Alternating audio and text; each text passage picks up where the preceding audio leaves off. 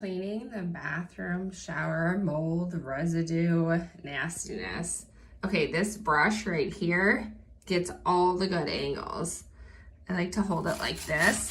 Fewer or shorter bristles so they wear easier. These ones will last you long. And then these white ones here are even stronger than these gray ones. So this is really good for like cleaning grout, cleaning edges and corners. And I like that the handle is nice and long. The other one I was using that I already had, the handles were shorter and it didn't have this cool angle. So you can really get in a lot of places with this. I mean, that's gross. And then you can go over it to like, kind of like a finish brush, right? To finish it up.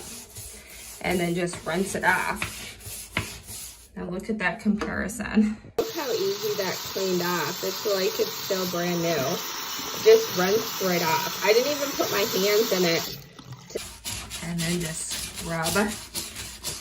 It's a really strong bristle to scrub to get that off. It literally just runs straight off. Thanks for sending me this to review and giving my honest thoughts.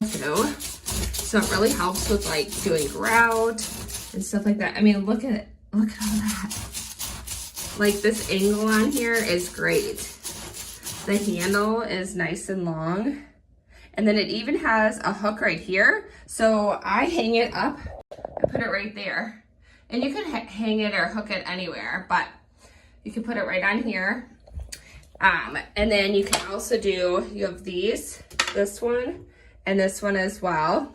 Let me just show you the bristles. So these are them up close. They're long bristles. There's many of them. Some brushes come with